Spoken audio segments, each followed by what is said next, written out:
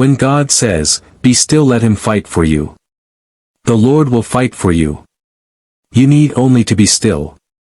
Exodus 14 verse 14.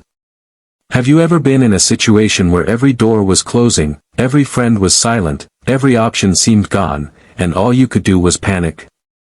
Israel felt the same. They had just been released from Egypt, but now Pharaoh's army was chasing them, and the Red Sea was in front of them. They were trapped. And yet, in the middle of fear and chaos, Moses speaks a strange command from God. Be still. Not fight. Not run. Not complain. But, be still. Stillness is not weakness. We often associate stillness with passivity or laziness. But in God's kingdom, stillness is trust in motion. Stillness is resting in the assurance that even when you can't trace God's hand, you can trust His heart. Psalm 46 verse 10 says, "Be still and know that I am God." Stillness says, I don't need to defend myself. God will. Stillness says, I don't have the strength, but He does. God works while you wait. In Exodus 14, while Israel stood still, God was working behind the scenes. The angel of God moved between them and their enemies.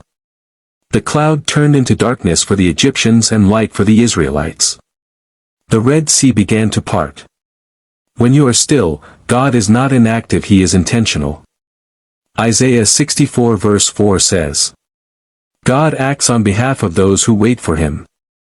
Your stillness invites supernatural movement. Don't confuse silence for absence. Sometimes when God says, be still, we get scared because He seems silent. But silence isn't absence. In fact, the teacher is always silent during the test. God may be quiet, but He's closer than ever, guiding the situation. Stillness precedes deliverance. Before the Red Sea parted, there was stillness. Before the walls of Jericho fell, there was silence. Before Jesus calmed the storm, there was panic, but then came the words. Peace, be still. Every miracle is preceded by a moment of surrender. Stillness is not the end, it's the beginning of breakthrough. Be still and let God fight your battles. You don't need to argue with that person.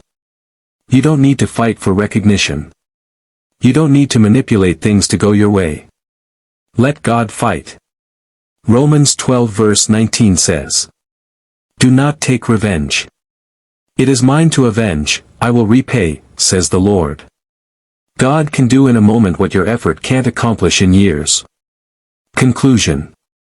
What battle are you fighting today? What burden are you carrying?